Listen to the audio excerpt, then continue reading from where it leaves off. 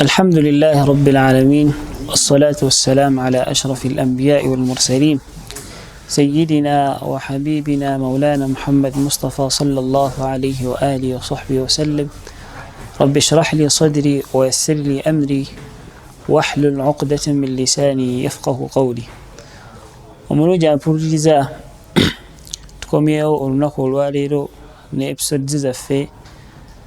يزوكو نيونيولا اشتوشا إمام شرف الدين البوصيري رحمه الله تبارك وتعالى. ولنكو الواليرو تجينا كتانك الفصل الرابع، ومليانغو أغوكنا في مولده صلى الله عليه وسلم. بداية قدتنا وكتانك هناك مصطلح والويت جامبو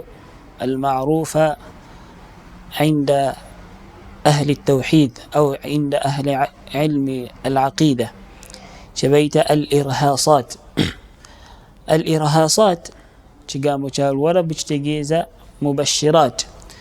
وبا ebintu ebyokusanyusa ebijja nga bizze okulanga nti waliwo nabbi agenda okujja omupya. Nabwe kityo Imam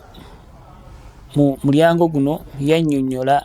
ebintu oba kyetuyita khawariqul aada, ebintu nga byawukana ku mbeera ya bulijjo ebyo ebyatuukawo nga nabbi sallallahu alaihi wasallama azaalibwa.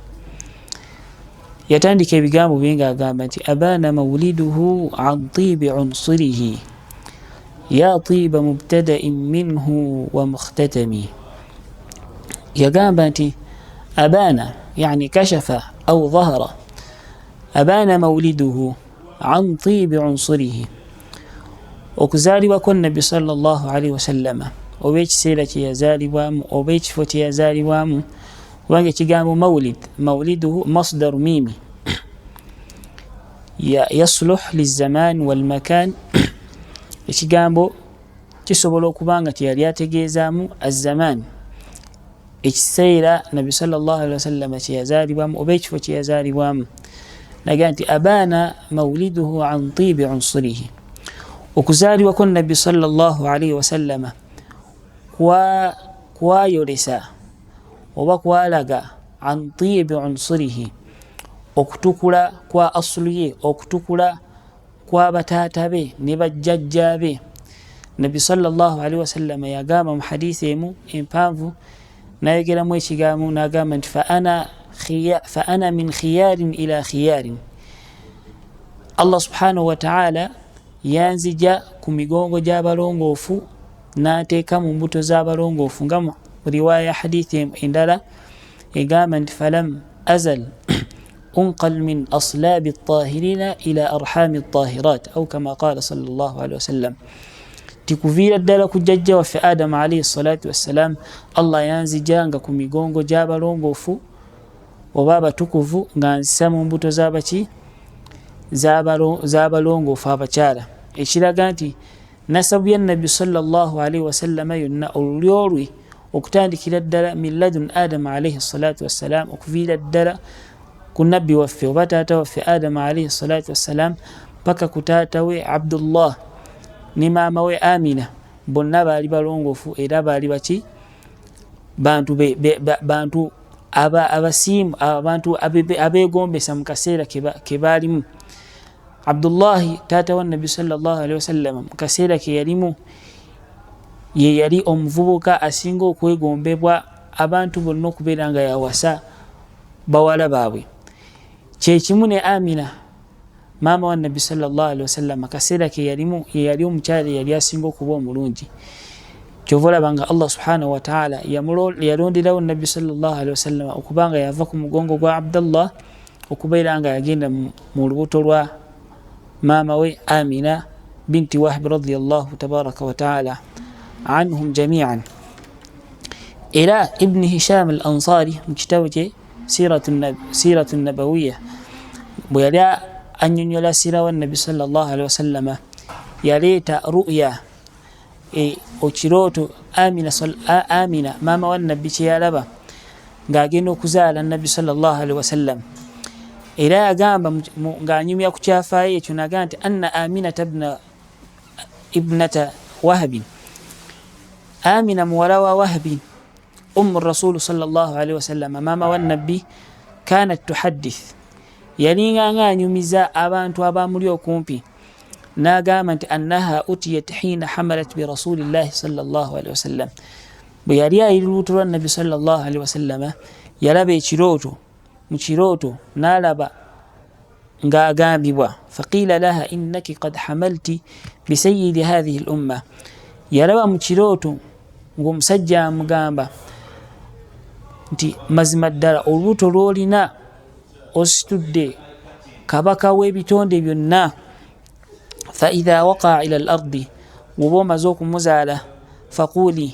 بيرانغو غامبا أعيذه بالواحد بيرانغ موكينجي لزانو أومو الله سبحانه وتعالى من شر كل حاسد الله أمتاسي أو بيبابا أنتونا أبنزوك بيرانغ بمكولي لينسالوا ثم سميه محمدا ولفنيما أمتومي لنيا محمد صلى الله عليه وسلم إلى آمنا نيميا nga bonnaba muarrikh webanyumya naga nti waraat hina hamalat bihi amina yalaba yalaba nga bweyabeerera olubuto lwa nabbi sallallahu alaihi wasallama annahu akhraja minha nurun adaat qusura ash-sham yalaba bwe yamala okuzaala nabbi sallallahu alaihi wasallama yalaba ekitangaala ekyo nga kibunye obwakabaka bw'eshami bwonna ebimu ku nabbi Allah ku maama we Allah byamulaga nti gwozadde si muntu waki wa bulijjo. Imam kyatandika nakyo naga nti abaana maulidu an tibi unsurihi okuzaalibwa kwa nabbi kuno sallallahu alaihi wasallam oba akaseera ke yazaalibwamu kalaga nti unsur oba Allah subhanahu wa ta'ala nasabu ya nabbi sallallahu alaihi wasallam olwira nabbi sallallahu alaihi wasallam lunna min aslabi at-tahirat nti lwonna lulongofu okuviirira ku taata we ne maama we naga nti ya tiba mubtada'in minhu wa mukhtatami. Abawalabu idha ta'ajjaba min shay bwe yewunya ekintu yunadi abeera nga akikoowoola. Imam yaga nti ya tiba mubtada'in wa mukhtatamin wa fi nuskhatin ya tiba muftatahin minhu wa mukhtatamin. Olulyo lwa nabbi sallallahu alaihi wasallama nga kuviira ddala ku ntandikwa yalwo kuviira ddala ku Adam alaihi salatu wassalam paka ku taata we Abdullah nga lwatukula nnyo nga lwalimu abantu abaki abalongoofu yani Allah subhanahu wa ta'ala yamulondera okubeera nga yaviira ddala mu bantu abaki abasinga okuba abalungi. Nga nabbi sallallahu alaihi wasallam era bwe yakyogerako ku makulu ga bayiti eno amakulu mbigambo bya nabbi sallallahu alaihi wasallam yagamba nti laysa fina sifahun mu lulyongo lwange lwonna temuliimu bukyafu oba temuliimu bintu bitali byansa. kulluna min nikahin min ladun adam fenna kuviira ddala ku jjajja wange ku taata wange ne ku bajjajja bange fenna twaviira ddala mu nikah mu bufumbo obuki obulongoofu yani nasabu ya nabbi sallallahu alaihi wasallama yonna kuviira ddala ku taata we paka ku Adam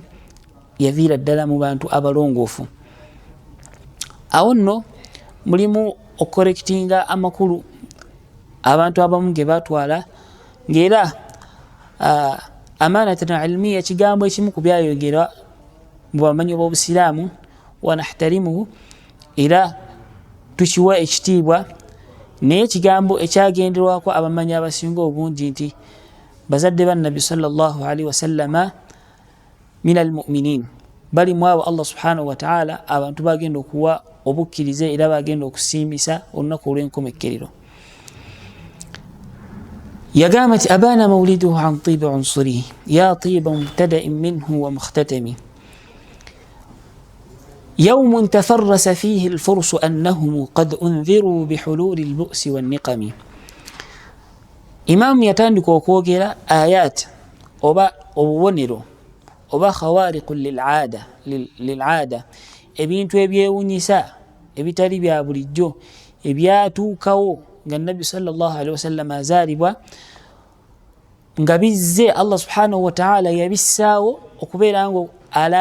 alanga oba alaga nti omuntu ono azaalidde olunaku olwaleero si muntu wa bulijjo. Yagamba nti yawmun tafarrasa fiihi alfursu annahum, olunaku tafarrasa fiihi alfursu, abantu be Faris obe Furs, tafarrasa fiihi alfursu. Ekigambo tafarrasa kiva mu kigambo firasa.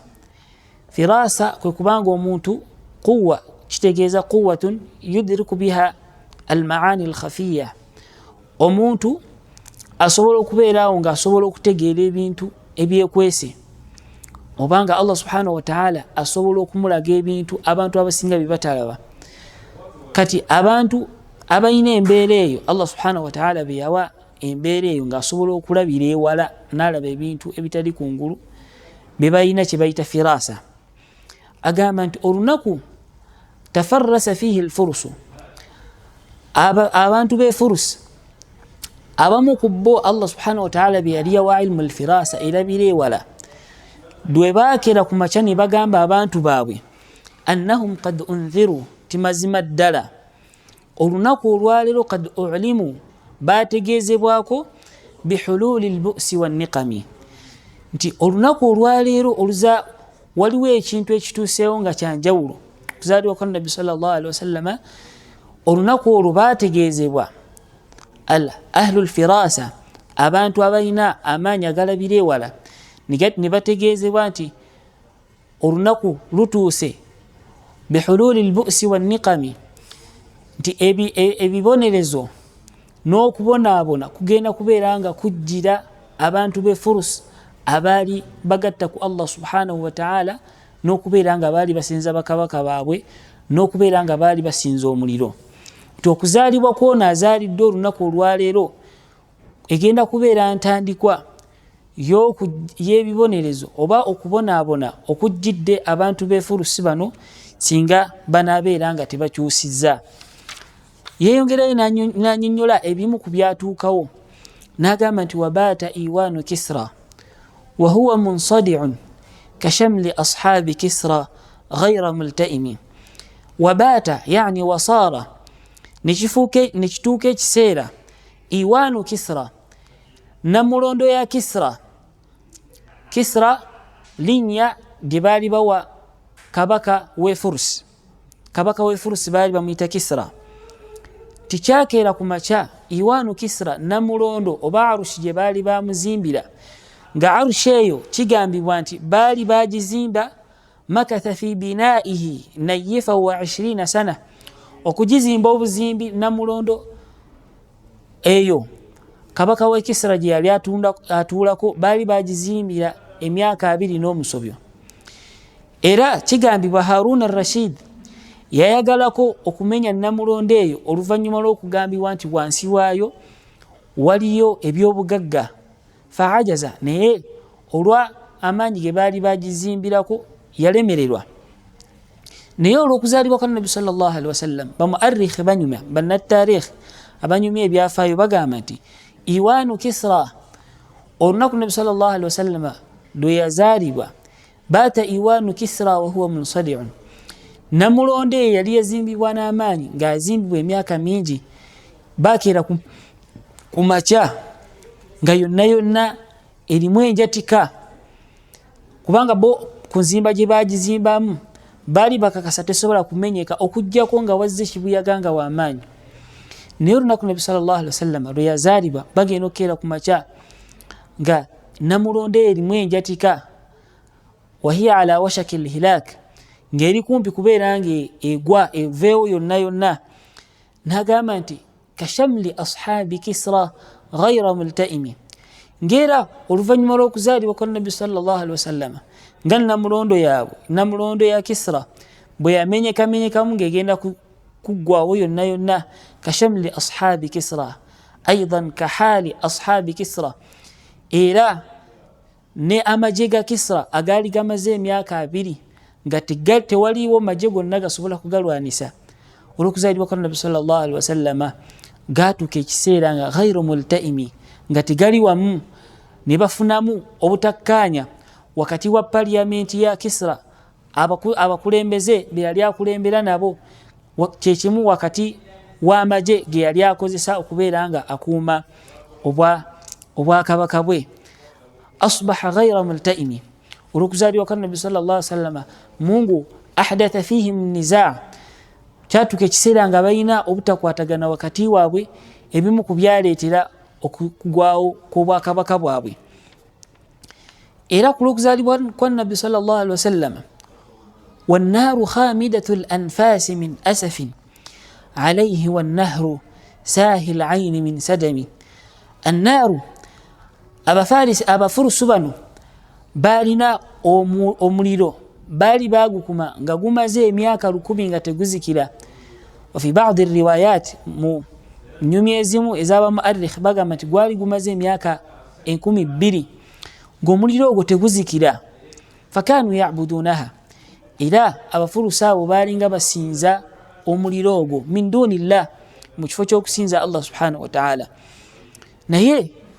kulwa ebyamagero Allah subhanahu wa ta'ala bye yayagala okwolesa nti mazima ddala azaaliddwa leero Allah amutumye nga mutiisa gye muli. wannaaru khamidatul anfasi min asafin, omuliro guno khamidatun sakinatul anfas, gwabeeranga Allah subhanahu wa ta'ala yaguzikiza ne guzikira oluvannyuma lw'emyaka 1000 oba emyaka 200 nga tegukola ki, nga teguzikira. naye olunaku nabi sallallahu alaihi wasallam Allah subhanahu wa ta'ala dwe maama we yamuzaala, omuliro ogwo gwazikira ka aya, nga ekiguzikiza kibeerenga kabonero nti ono azaaliddwa nabbi era mutume gye bali. gwazikira omuliro ogwo min asafin, olw'ennaku ennyingi. wano mu lulimi oluwarabu mulimu kye bayita majazi aqli, kubanga asnada al asaf ila nnar, wano yasembeza oba yagamba nti omuliro guno gwanakuwala, naye nga yali ategeezaamu bannyini muliro guno abaali bagusinza baanakuwala. fayahtamilu al-ithnain, okubanga dhamir edda ku muliro nti omuliro guno gwe gwanakuwala oba bannyini baagwo baanakuwala. nekibeera nti ku makulu agasooka nti omuliro guno gwanakuwala fi nafsiha, kigenda kuba tegwaka, oba okubanga bannyini muliro guno baanakuwala olw'okuba nti omuliro gwabwe gwali guzikidde, tebagenda kuddamu kuba kusobola kugusinza. n'agamba nti alaihi, omuliro guno nga gunakuwalira ku ki? alaihi wannahru sahi laini min sadami. sharihu yagamba dhamiru ya alaihi yahtamilu al-ithnain, kisoboka okubanga yali ategeeza nti omuliro guno gwanakuwala nga gunakuwalira imma ku kimu ku bino ebintu ebibiri. okuzikira kwagwo nga gunakuwala olw'okuba nti iwaanu Kisra, namulondo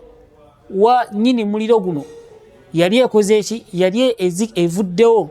obwakabaka bwa nyini muliro guno bwali bukoze eki? buvuddewo. oba okubanga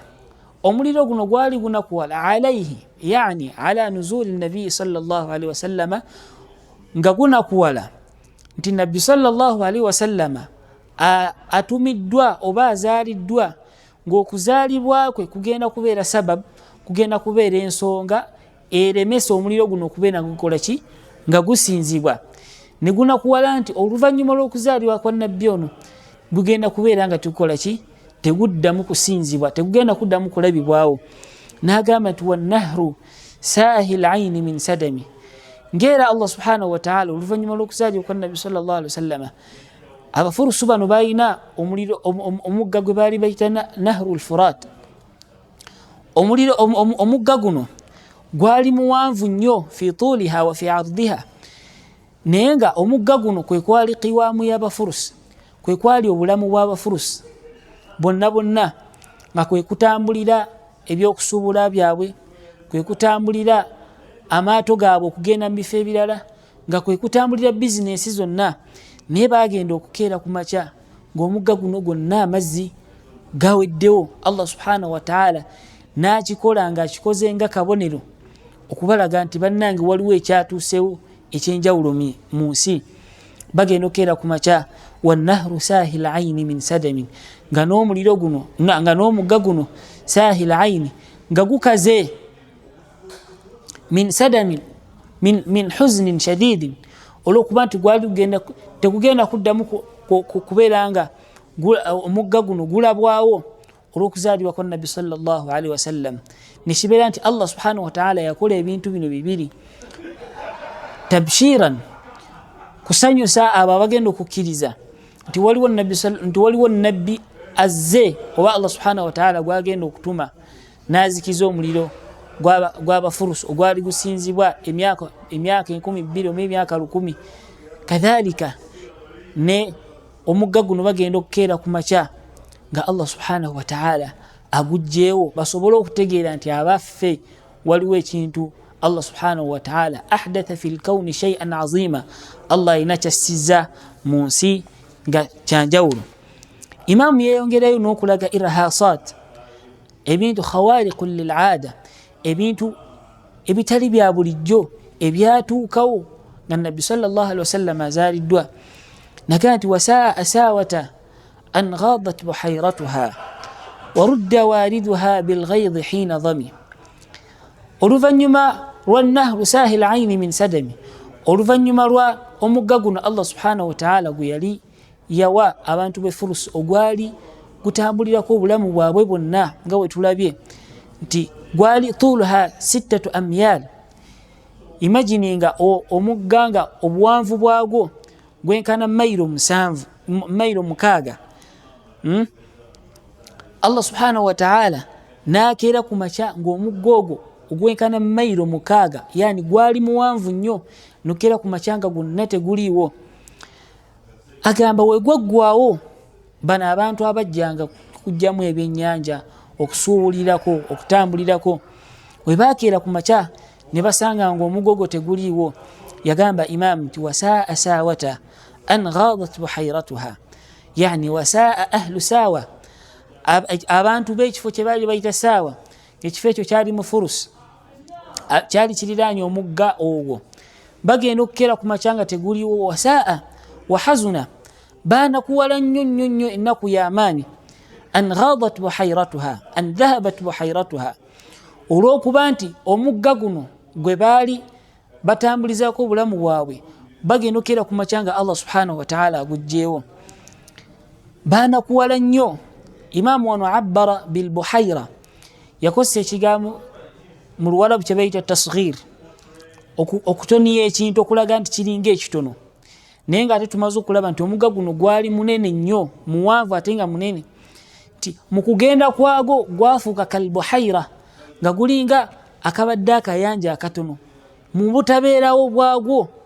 walinga Allah engeri gye yagujjawo, sarat kalbuhayra, ne gufuuka ng'ogutabaddeewo wadde. Kati abaali bajja ku makya okubeera nga bajjamu ebyennyanja okutambulirako n'okusuubulirako baanakuwala nnyo. An ghadat buhayratuha, olw'okugenda kw'omugga gwabwe. Warudda wariduha bilghaydi hina dhami, era ne baddayo wariduha, bano abaalinga bajja okugjamu amazzi bilghaydi, ne baddayo n'ennaku oba n'obusungu bw'amaanyi. Hina dhami, buli bwe bajjanga okubeera nga ennyonta ebalumye ne bajja okubeera nga banywa amazzi, oba okubeera nga batambulirako, oba okubeera nga bajjamu ebyennyanja, buli bwe bajjanga ne basanga omugga guno gukoze eki, Allah subhanahu wa ta'ala yagujjeewo. Rudda wariduha bilghaydi, babeera nga baddayo mu nnaku ey'amaanyi, olw'okuba nga Allah subhanahu wa ta'ala yali abajjiddewo omugga ogwo, naye nga yagujjawo kubeera nga balaga nti bannange waliwo ekintu ekituuseewo fil kawn. Allah subhanahu wa ta'ala ina kyayanjudde mu nsi nga kyanjawulo. Nagamba nti okumanya kyali kyanjawulo nnyo, kanat khariqan lil aada, kyali kisukkuluma ku ntegera ya bulijjo, kyali si kintu kya bulijjo, olw'okuba nti omugga guno gwali munene ate nga muwanvu, naye ne gukeera nga mu kiro kimu oba mu kaseera katono nnyo olw'okuzaalibwako nabbi sallallahu alaihi wasallam, Allah subhanahu wa ta'ala ng'agujjewo fi lamhati albasar. Yagamba nti kaanna binnaari ma bilmaai min balali huznan wa bilmaai ma binnaari min darami. Allah subhanahu wa ta'ala engeri gye yajjawo omuliro ogwali ogw'amaanyi ogwali gumaze emyaka 12 fi riwaya wa fi riwayatin thaniya ogwali gumaze emyaka 10 nga gusinzibwa ekitegeezebwamu nti gwali muliro gw'amaanyi era gwali munene gwali mugazi naye olwokuba nti Allah subhanahu wa ta'ala la yu'jizuhu shay tewali kimulema enzija gye yagujjawo n'obunene bwagwo yagamba kaanna n'omugga guno obuwanvu bwagwo n'obunene bwagwo engeri Allah subhanahu wa ta'ala gye yagujjawo okulaga nti yali Allah subhanahu wa ta'ala tewali kimulema waba alina kyayagadde okukola yagamba nti kaanna binnaari ma bilmaai min balali huznan wa bilmaai ma binnaari min darami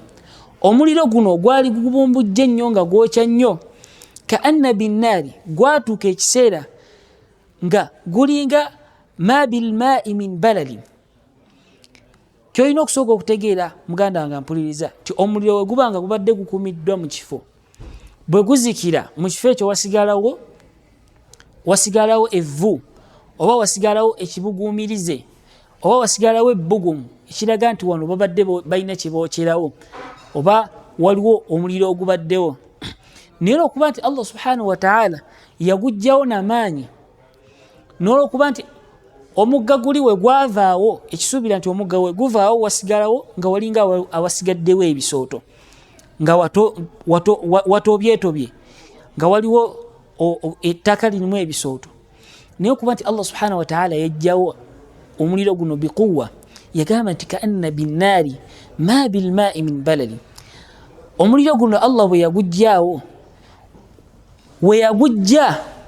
walinga awaliwo okutoba obutobereze nga awantu walinga awabadde amazzi mu kifo ky'okubanga walinga awabaddewo omuliro kaanna binnaari ma bilmaai min balali nekibeeranga nga kiringa omuliro guno ogwalinga we gwali gubadde walinga awabadde amazzi huznan olw'ennaku nnyingi oba huznan olwokuba nti Allah subhanahu olunaku nnyingi gye yagussizzaako okubanga gwali guvuddewo omuliro gwe tegugenda kuddamu kusinzibwa nti enzijjawo Allah subhanahu wa ta'ala gye yagujjawo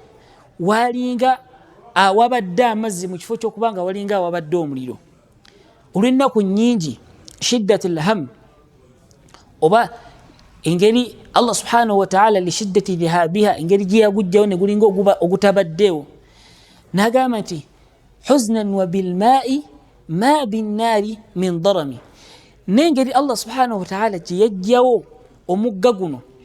ne gubeeranga awabadde omugga ne wabeeranga awabadde omuliro mu kifo ky'okubeera nga waliwo bisooto ne wabeera nga waliwo daram kukunga al-iltihab nga awantu woyinza ogamba nti omuntu bwe baba nga bamwokyezza ebbwa lino lyasigaza inflammation eno gyasigaza ihtiraq kuno okwokyebwa oba ekintu kyonna nga kyokyebwa kuno okwokyebwa kwe kibeeramu okufaanana kwa bulaako kwe kibeeramu kale ekibeeramu nti ate ekyo Allah subhanahu wa ta'ala yakissa ku mazzi nti ate amazzi bwe gaavaawo mu kifo ky'okubeera nga walinga awabadde amazzi Allah ate yafuulawo nga walinga awabadde omuliro olw'okulaga nti Allah yajjawo omugga guno nga gulinga ogutabaddewo kaannaha lam takun shay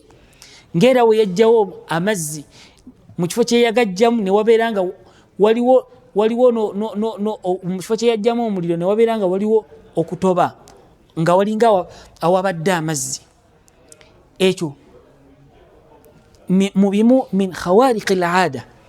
ebintu ebyali bisukkuluma ku ntegera y'omuntu ey'obulijjo nga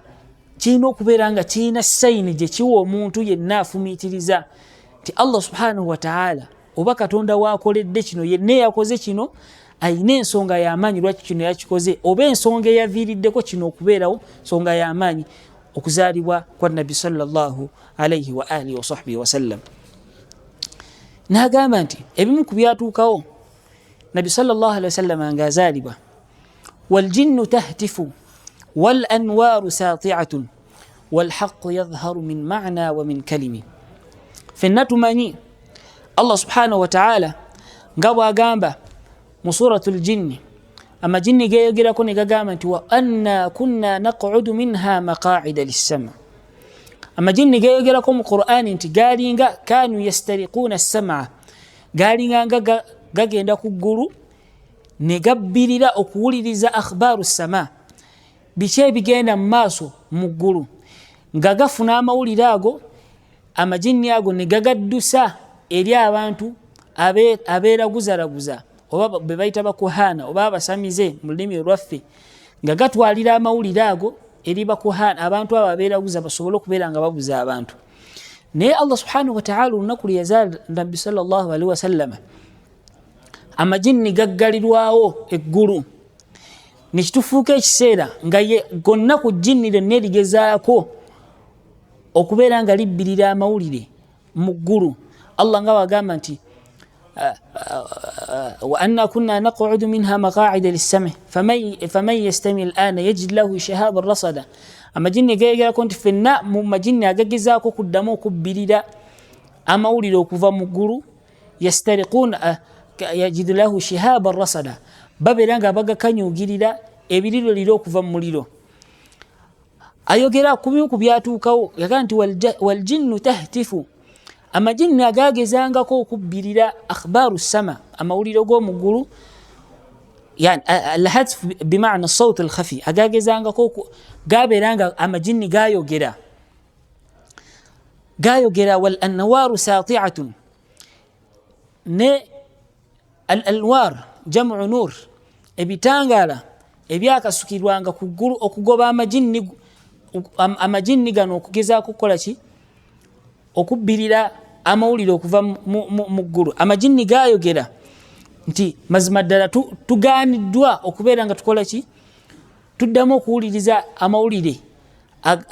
agakwatagana ku biri mu ggulu olw'okuzaalibwa kwa Nabbi sallallahu alaihi wasallam. Wal anwaru sati'atun n'okubeera nga al anwar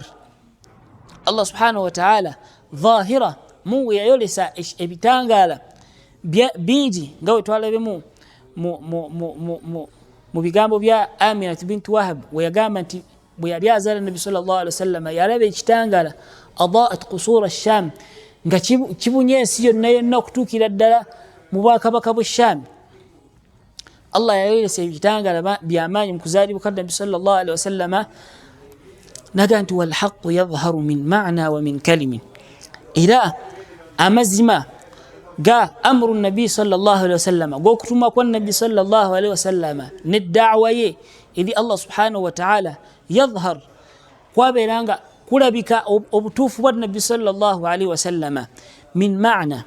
kwayolekera mu bitangala ebyafuluma oba ebyalabikako nga Nabbi sallallahu alaihi wasallam azaalibwa timazima ddala azaalibwa Nabbi. Wa min kalimi era obutuufu bwa Nabbi sallallahu alaihi wasallam nti yali yazaalibwa yali Nabbi kwayolekera mu bigambo ebyayogerwa amajinni nga byogera bi aswatin khafi nga byogera mu maloboozi amatonotono nga byekuba omwama nti tulemeseddwa okuddamu kubeera nga tukola ki nga tuwulira ebimu ku ebyo bikola ki ebitambula mu ggulu.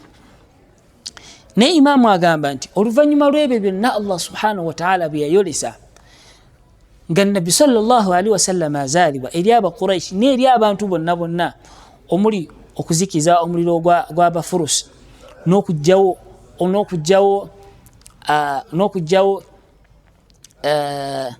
omugga ogwali gutambulirwako obulamu bwabwe n'okugaanibwa kwa shayatini okuddamu okubbirira amawulire mu ggulu ne kitangala Allah subhanahu wa ta'ala kye yayolesa nga Nabbi azaalibwa n'ebifaanaganako bwe bityo Allah subhanahu wa ta'ala mu byamagero byessa ku Nabbi sallallahu alaihi wasallam nga azaalibwa okulaga nti ono atumiddwa oba azaaliddwa wanjawulo yagamba nti n'oluvannyuma lw'ebyo byonna ekyewunyisa amu wa sammu fa i'laanu al-bashaa'iri lam tusma' wa baariqatu al-inzaari lam tushami. Oluvannyuma lwa khawaariqu al-'aadaat Allah subhanahu wa ta'ala ebyamagero byessaawo nga Nabbi sallallahu alaihi wasallam azaalibwa mu ebyo bye tulabye okuzikira kw'omuliro gw'Abafurus n'okugaanibwa kw'amajini okuwuliriza akhbaru sama, okuwulira amawulire agaali gagenda mu ggulu, n'ekitangala Allah subhanahu wa ta'ala kyeyolesa nga Nabbi sallallahu alaihi wasallam maama wa muzaalibwa amu wa sammu, balaba ebyamagero ebyo byonna byonna, naye fa amu wa sammu, ne bagaana amu wa sammu, baagaana okulaba ebyamagero ebyo byonna, wa sammu ne bagaana okuwulira. Fa i'laanu albashairi lam, mazima ddala i'laanu okulangibwa kwa bashairi zino zonna zonna zetuyise khawariqul aadat, bashairi zino zonna Allah subhanahu wa ta'ala ebyokusanyusa bino byonna biyassa, byonna byonna byetulabye emabega, lam tusma, tebabiwulira oba tebyabawuliza kumanya nti ono atumiddwa nabbi ne bagaana okumukkiriza. Wa bariqatul indhari lam tushami, n'ebyo ebitangala Allah subhanahu wa ta'ala ekitangala kyeyolesa ku nabbi sallallahu alaihi wasallama nga na maama wa muzaala, lam tushami, ekitangala ekyo kyeyolesa ng'akyolesa kubeera nga yunziruhum, kubatiisa nti nabbi ono atumiddwa, nti omuntu ono azaaliddwa nabbi azze kubatiisa. Lam tushami lam tunzar, baagaana okubeera nga babitunuulira, ne bagaana okubeera nga ya'tabiruuna biha, babikozesa okwebuulirira okukkiriza nabbi ono ti nabbi wa Allah subhanahu wa ta'ala, babeere nga bamukkiriza. N'agamba naye si ekyo kyokka kyokka, abantu bano okumanya baawakana nnyo okukkiriza nabbi sallallahu alaihi wasallam, baawakana min ba'di ma akhbara al aqwama kahinuhum, abantu bano qawmu eno abantu bano bonna betwogerako muli abawarabu fi ljahiliya abaagaana okukkiriza nabbi sallallahu alaihi wasallam, n'Abafurus abaagaana okumukkiriza min ba'di, baagaana hatta okumukkiriza min ba'di ma akhbara al aqwama kahinuhum, hatta n'oluvannyuma lw'okubagamba abamu ku bantu be baali bakkiririzaamu nga be baali balkahana, abasamize oba abantu abaali beeraguza mu bibinja by'abantu bano nga be basinga okukkirizaamu, naye hatta nabo olwabagamba nti bannange waliwo bi anna diinahum almuwajja lam yaqumi, nti bannange eddiini eno gye tuyimiriddeko emyaka gyonna gyonna gye tutambuliddeeko, lam yaqumi, tegenda kubeera nga ebeerawo oluvannyuma lw'ono azaaliddwa, naye era oluvannyuma lw'okubagamba era baagaana. من بعد ما أخبر الأقوام كاهنهم عموا وصموا فإعلان البشائر لم تسمع وبارقة الإنذار لم تشمي من بعد ما أخبر الأقوام كاهنهم بأن دينهم المعوج لم يقم. oluvannyuma lw'okubagamba bakahana baabwe abalaguzi baabwe nti bannange eddiini eno gye muyimiriddeko etali ntuufu tegenda kubeera nga eyimirirawo, amu wasammu, baagaana okukkiriza. oluvannyuma ate lw'okulaba ebyamagero Allah subhanahu wa ta'ala biyassa, n'oluvannyuma lwa abalaguzi baabwe okubeera nga babagamba. Era si kyekyo kyokka, tebaagaana bugaanyi kuwakana oluvannyuma lw'okulaba ebyamagero, n'oluvannyuma lw'abalaguzi baabwe okubagamba, baawakana hatta wa ba'da ma aayanu fil ufqi min shuhbi, baagaana okumanya abantu bano baagaana okukkiriza obujeemu bwali bw'amaanyi. ba'da ma aayanu fil ufqi min shuhbi, baagaana hatta n'okukkiriza oluvannyuma lwe baalaba fil ufqi mu ggulu, Allah subhanahu wa ta'ala fi ssama, nga Allah subhanahu wa ta'ala amaze okubalaga min shuhbin, ebiriroliro lino byeyassa oba byeyalinga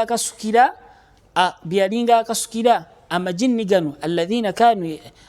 kanu yastariquuna as-sam'a, agagezangako okubbirira amawulire okuva mu ggulu. oluvannyuma lw'amajinni ago nago okulaba nti Allah subhanahu wa ta'ala yagaziyizaako okubeera nga yastariquuna as-sam'a, babbirira okuwulira ebiri mu ggulu. N'abantu okutegeera bakahana bano abalaguzi bano okutegeezebwako nti waliwo eyazaaliddwa yenna eyazaaliddwa oba eyatumiddwa agenda kutulemesa okubeera nga tufuna amawulire okuva mu ggulu, ekitegeeza nti ono atumiddwamu oyo azaaliddwa mutume. Hatta n'oluvannyuma lw'okutegeera ekyo baagaana okubeera nga bakkiriza, nga bamaze ayanu fil ufqi min shuhbi, nga bamaze okulaba Allah subhanahu wa ta'ala ebiriro lino byakasukira amajinni mu ggulu, nga abikasukira nga alaama kubalaga nti bannange waliwo akoze eki, atumiddwa. Ekyo kyokka wifqa ma fi l ardi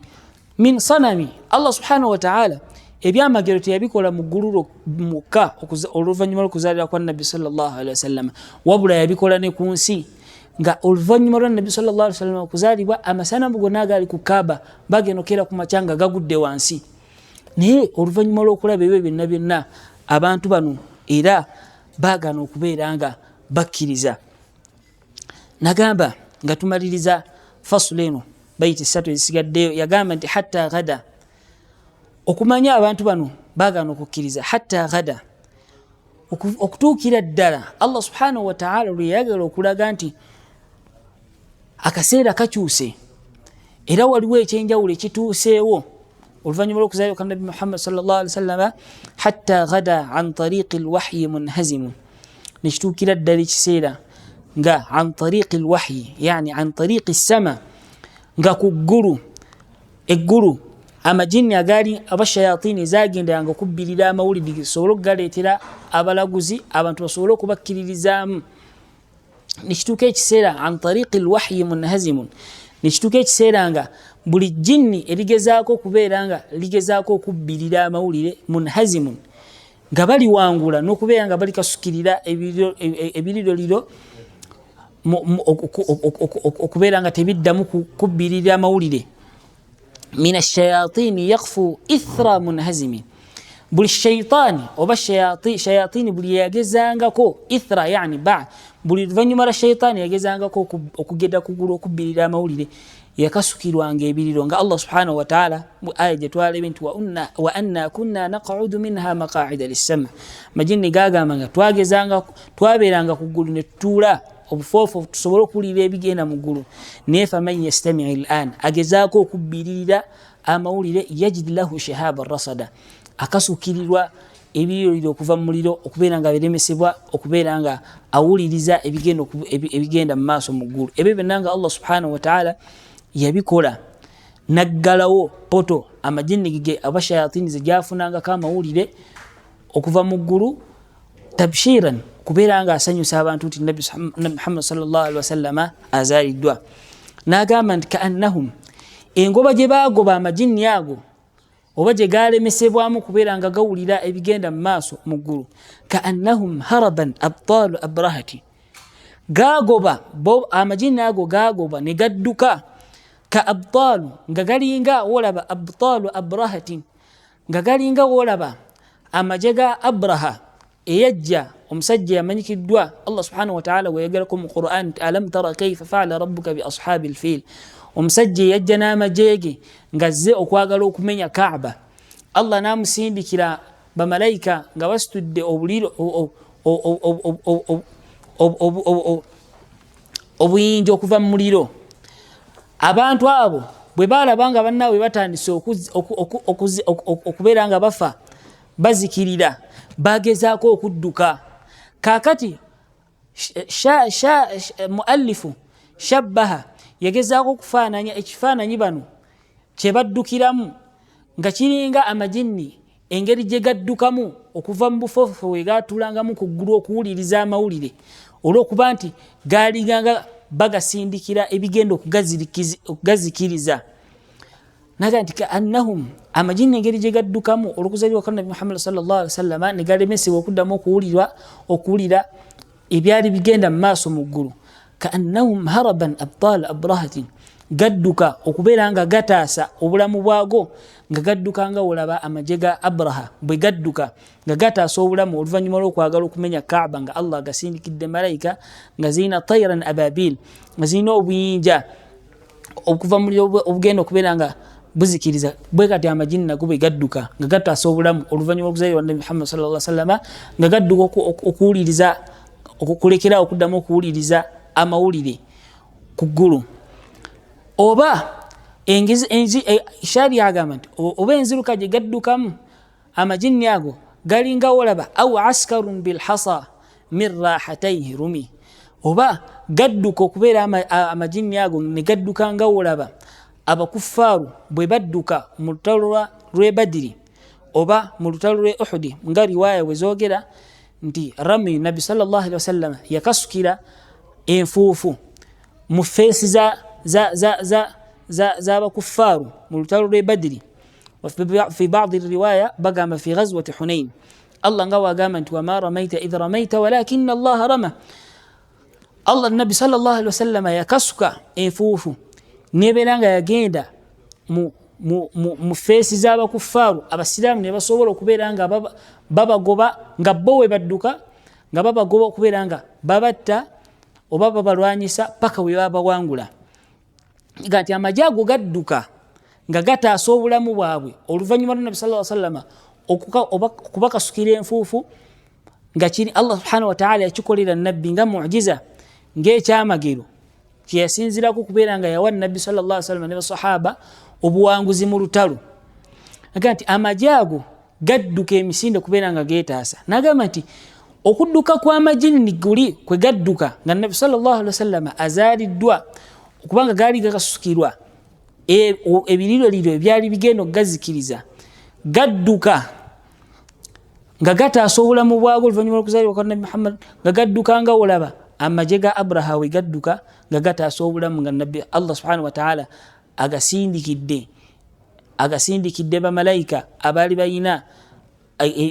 obuyinja obugazikiriza oba amajini ago gadduka nga olaba amaje g'abakufaaru bwe gadduka emabega mu ghazwatu Badiri nga gataasa obulamu nga basahaba badduka okubeera nga bakola ki nga babawangula mu lutalo lw'e Badiri oba mu lutalo lw'e Hunain. Yagamba nga tumaliriza n'agamba nti nabdhan bihi Nabbi sallallahu alaihi wasallam